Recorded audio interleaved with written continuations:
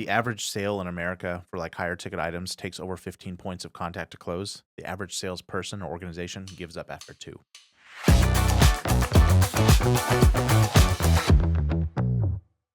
Welcome to the Maven Marketing Podcast. Today is Maven Monday. I'm your host, Brandon Welch, and I'm joined by Caleb Agee. And today we have a very juicy topic for you: 7 ways to set more sales from your leads. It is tough to set leads in America right now. It really is. It really is. So we got to think about this. When we get a lead, usually you get it through your email or somebody's calling into your office. That's going to your front of office person or maybe a salesperson who needs to follow up, usually set some sort of appointment, get them to come in, set a remote phone call, however that works. And God bless those people because they are the hardest working people in the organization. It all hinges on them. Yes, it's all on you. And if you were forwarded this episode and you don't know who we are, hey, we're Brandon and Caleb, and we're going to keep this tight and clean for you.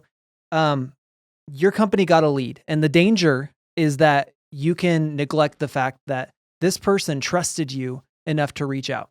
So it's really easy to get it really cold, but this person went to your website or saw a Facebook ad or something like that, and they filled this out. And hopefully because your company invests in long-term tomorrow marketing, you've been bonding with this customer for potentially years. Yes. And this is the moment that this all comes to. And so we want to make sure we capitalize on this. This costs your company hundreds of dollars to get this person in here. Is also a really important moment for this customer. And we want to make sure we, on both sides, are respecting that equation. Love it. So we have 7 tactics that are going to get you a higher percentage of those leads turning into appointments for your salespeople so your company can grow. This is the place where we eliminate waste in advertising, grow your business, and help you achieve the big dream. And let's jump right in and do that. Go for it. Tip number 1, when you get a lead, you need to meet them where they just were.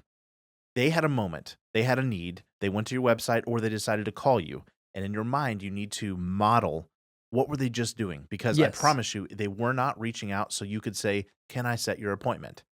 That's your agenda. That's your goal. But their goal was to reduce their energy costs or to make it more comfortable in their home or to solve some problem with insurance or to, if you're in a legal business, to solve a legal matter. And think about for just a second where they were. And the language of the landing page, you need to familiarize yourself with the language on that landing page. You need to know what form it was coming from. One we use often is get a price, not get an estimate, not set an appointment, but get a price. Yeah. And we want to promise that person on the website experience, hey, you're not just going to be some random contact in the inbox. Yes. Click here to get a price. Give us your information and tell us how many windows you need, or tell us the square footage of your home, or tell us about how big the back patio is you want to remodel. So when you know what's on that landing page, you need to model that as the person. So it's, hey, Caleb, great news. I'm working on a price for your project because that validated what Caleb thought he was going to get. Instead of, hey, Caleb, I was wondering, when can we set your appointment? And Caleb's like, I didn't want an appointment. I wanted a price. I wanted a price. So what's the language on your form? There's a whole other episode we have on how to make those forms more empathetic and get higher conversion rate from the website. Yeah. But no matter where you're at, you need to literally repeat back what they just read. Yes.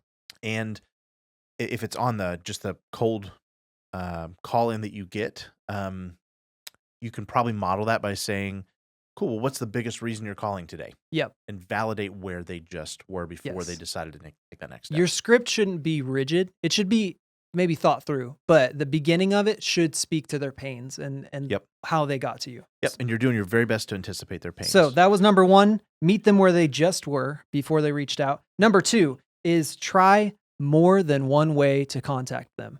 This is a big one because a lot of people, a lot of companies are busy. You're really busy, and that's fair. But often it's like, well, I tried 1-2 times, or I tried a call and they didn't pick up. I tried to email and they didn't email back. So they must be a bad lead, must be cold. The Pew Research Center says 51% of people prefer text to talking on the phone with a brand. So 51, that's right at halfway. Prefer text. Yes. We can go, the inverse is 49% prefer a phone call. Yep.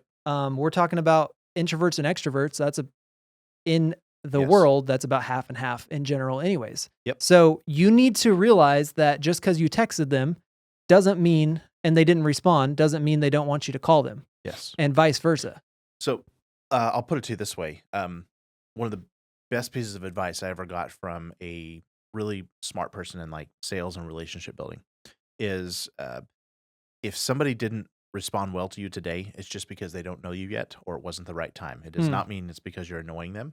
And I think of like the best front office people and the best ones I can think of. I'm thinking of Ellen. I'm thinking of Riley in our office. Mhm. They are the sweetest, kindest, most um, just pleasant people in general. And they're afraid to offend and annoy people. They're afraid to be that stereotypical, slimy, pushy person. Yeah. And there's a truth that I think we need to realize that if that person released their contact information to you, Yeah.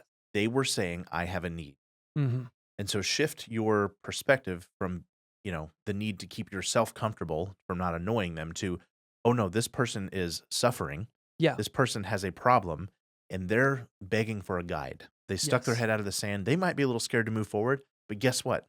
Because you're worried about that, because you're worried about annoying them, you're going to be the person that is finally the pleasant person that didn't slime ball them. Yes. And you are the solution. You are the light of the world in that equation because you are the sweet, caring, compassionate, consultative person that you are, and you are there to be their guide. So Yeah. by not doing that, you are actually doing them a disservice. Yeah. And so we're going to talk about frequency in just a second, Yeah. but you got to try more than one way to contact them out of compassion, not out of pushiness. Yeah. They asked you to. And Yeah. another stat from the Pew Research Center, 48% of consumers agree that phone calls are better than text messages for complex issues. Yes. I'm going to guess that what you're selling is a complex issue and it has a lot of moving parts and variables that you need to sort out. Yes, text messages are good. And I think your company should find a way to make sure you can text follow up with people because some people prefer that. 51% Yes. do. But if you can, get them on the phone. That's right. Probably use the text to get them on the phone. Some Mhm. people's pain is going to be high enough and they're going to be extroverted enough that they just want to get on the phone. The others, text is your stepping stone. And I'll add in email should be your third thing in rotation. Yes. So we recommend a rotation of phone call, leave a voicemail, send a text in the same like 5 minutes, Mhm. and then follow up with an email later that afternoon. Yep. And we're going to talk about frequency here in just a moment. But number 3, Call with good news. so we just talked about you're not calling to annoy them to set their appointment to be pushy. You're calling with good news. Yeah. This little subtle shift. So sometimes because the culture of the organization is set appointment, sell, Mhm. we don't stop to think about where people are and the other noise that they have in this process. So they're probably talking to 3 or 4 other competitors if we're talking about a service business. Yeah. Offering value in a phone call. Hey, Mr. Agee, I have good news for you. And have something in your back pocket. If I'm talking to an entrepreneur, owner, operator, set something up in your experience that is only available to your receptionist to offer, your appointment setters to offer. Yeah. Yeah. Could be a special appointment time. Mhm. Hey, I have good news. I'm going to be in your area tomorrow, or Dan's going to be in your area tomorrow, or Yes. Randy's going to be in your area tomorrow. He could come by and give you that solid price, or he has a couple things he needs to look at. Do you have 15 to 30 minutes where I could have him stop in? Mhm. Or I love this one. Hey, good news. Right now we have a blank promotion. We just started this blank promotion and it could be a % off. It could be a buy one, get one. It could be, if you have like really big complex services, I'm thinking roofs or whatever, maybe you do a free, for anybody who has us out, we give you tickets to a Cardinals game or, some sort of $20 or $30 gift that you got sitting around or a gift card or something. Yeah. But you're always calling with good news and make good news to call with. Yeah. And I think don't be afraid to leave a voicemail that leaves a little bit of a cliffhanger. So you can say, I've got good news, but don't give away the farm when you have a voicemail. A lot of people have qualms with calling because they think everybody's at work. They're not going to answer the phone. That may be true that they don't answer the phone at that moment, but voicemails are transcribed now. And I can quickly, if I'm in a meeting, right after that meeting, I'm going to go click over and click on my voicemail. Get a summary real quick. If you see the word good news, you're like, oh, that's a positive emotional experience, right? Yeah. So don't be afraid to leave that voicemail because it's like a text, but it's comes up in a different place. In the modern day and age, we're reading voicemails now, folks. That's crazy. Cool. Number 4? Number 4 is don't give up too early. We've already hit on this a little bit, but you should have a call schedule that does not give up on this person. They raised their hand, said, I need help. I need this thing. I hope to get this thing solved. And they were bold enough to fill out a form on Facebook, on your website. They clicked on a Google ad with your name on it and said, I Yes. want you to call me. I want you to reach out. Don't give up on them. The average sale in America for like higher ticket items takes over 15 points of contact to close. The average salesperson or organization gives up after 2. And so many times we're like asking people who aren't in our world yet, like haven't learned our system that we're teaching you right now.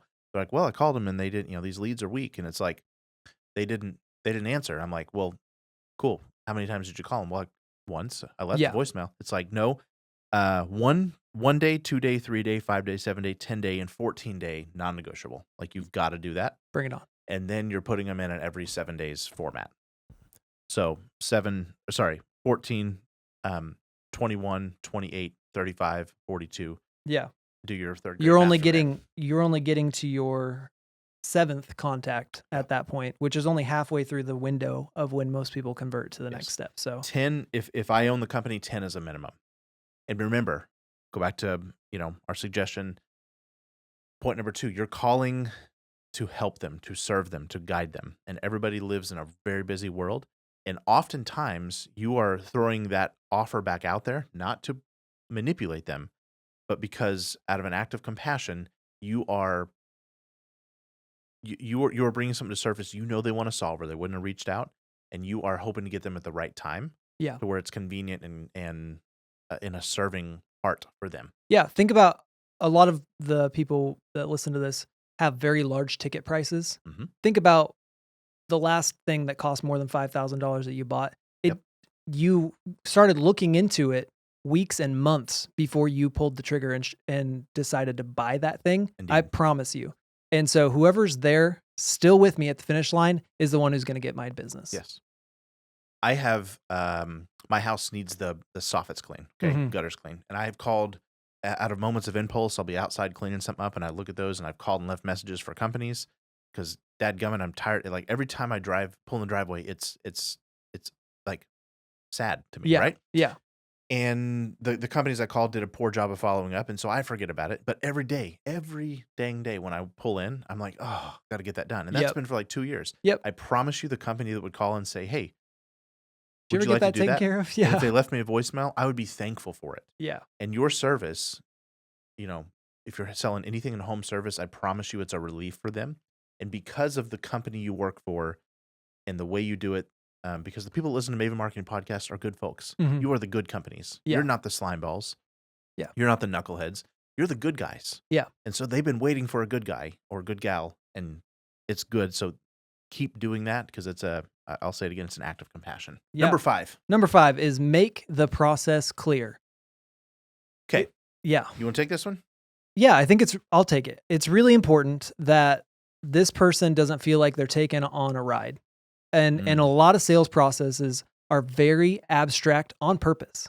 To disorient the customer and confuse them. To hold information behind a curtain. And that's a very manipulative sales tactic. You are a good company, and I promise you will earn more trust if you are 100% clear with what's going to happen next. Yes. So they call Valerie and they're like, Ms. Welch, I know you're busy. Let me tell you exactly what's going to happen. Mike is going to come out to your house and we will be there exactly when he said he's going to be there. Mm-hmm. Okay. He's going to take about a 5-minute walk around your home. He's going to make a few notes, and then he's going to need about 15 minutes of your time to explain the process and what he saw with your yada yada. Could be your HVAC, could be your windows, could be whatever, right? Yep. And then at that time, he's going to,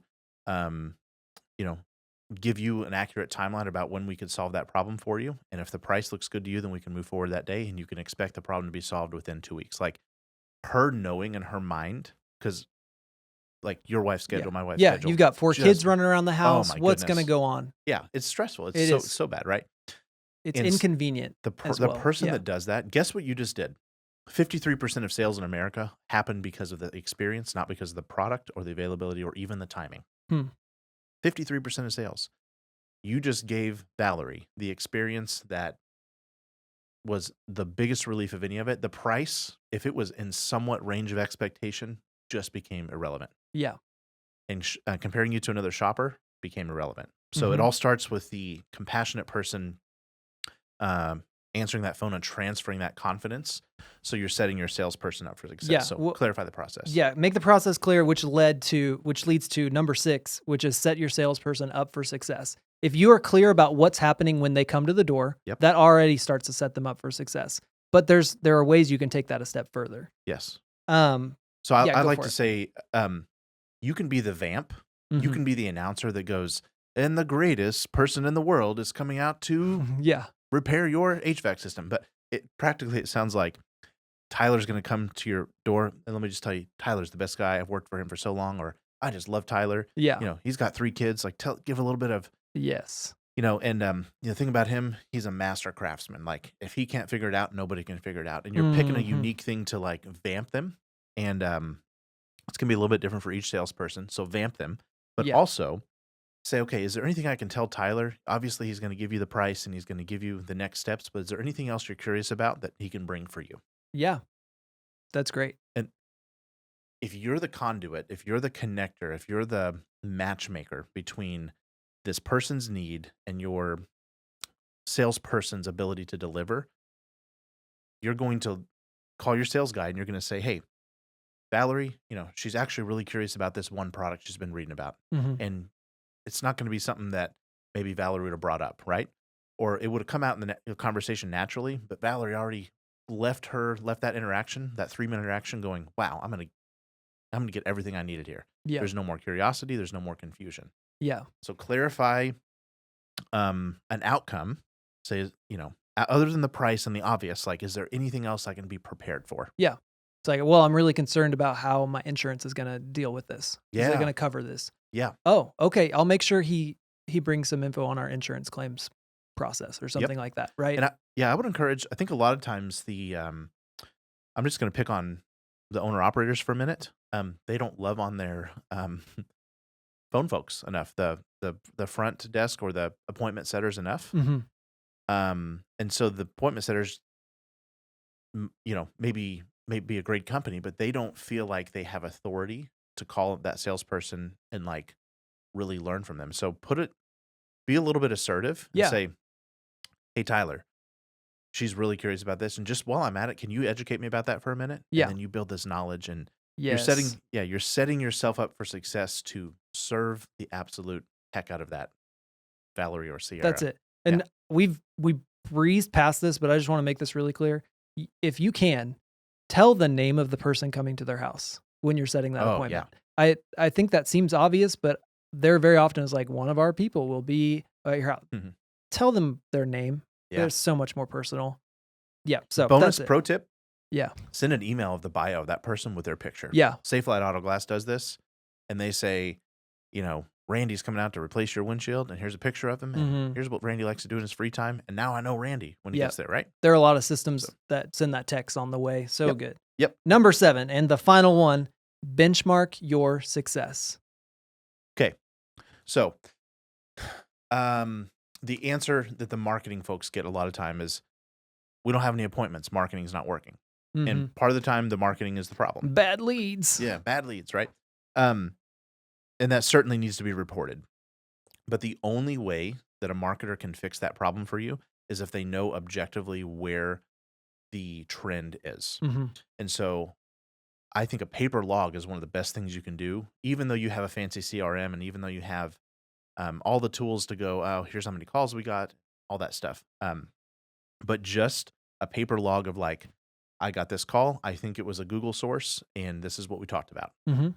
And so when you're having those conversations with your marketing folks or with your sales folks or your owner or whatever who's trying to make this business grow, you are going, I've noticed our Google calls aren't setting as often as they used to. Mhm. Just for some benchmarks, here's where you can start to be concerned. In our world, if it's a service company or like a professional service company, maybe a medical office or a legal office, Mhm. about 7 out of 10 of your Google driven leads, anything that's Yeah. a search engine or a website thing, Yeah. should set into an appointment because they were out looking for you on a search Yeah. engine. They Googled roofer near me, or they Googled Estate eye planning doctor, attorney or whatever that is. Yep. And then they went to your website and Yes. filled out the form. Pretty high quality lead. Yes. So you can expect a high quality there. The other 3 will be either bogus contact information or, the ones that don't set will be They thought you did something and you don't. Yeah. You're clarifying that. But 7 out of 10 should set to an appointment in a reasonable environment.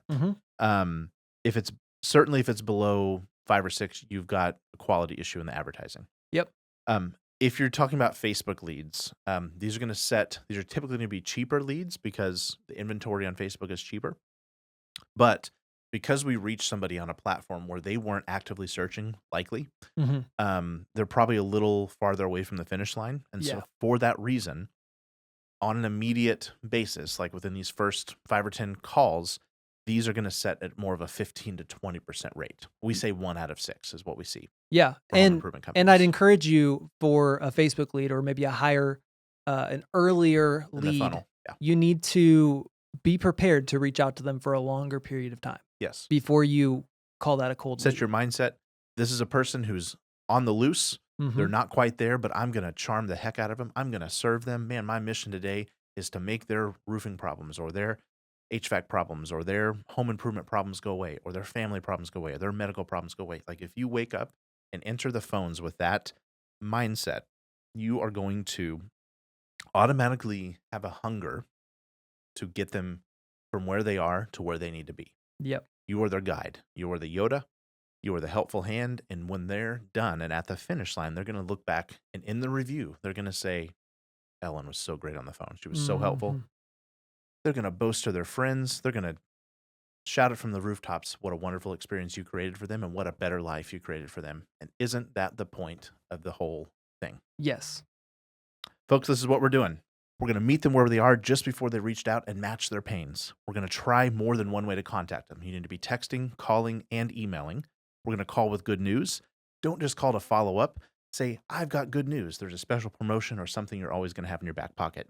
Don't give up too early. The average person takes well over 10 times of calling, even if it's a warm lead, to get an appointment set. Mhm. You're going to make the process clear so that they leave that phone call knowing exactly what's about to happen to them. Mhm. You're going to set your salesperson up for success by telling a good story about them before they ever get to the house and asking the customer what that salesperson can do to best serve them. Mhm. And then the last thing you're going to do is benchmark your success and keep track of how many calls you're setting to appointments and making sure they're within that 7 to 10 range if they're a Google lead and a 1 out of 6 range if they're a Facebook lead. Mhm. Love it. You do these things, you're going to fundamentally leverage your advertising to easily double-digit more profitability. And owners, you better give that office person a raise. Yeah. Oh yeah. You best be bonusing them. You best be making that happen. Make a game out of it. Yeah. Put your appointment set rate on the whiteboard and see if he or she can beat it.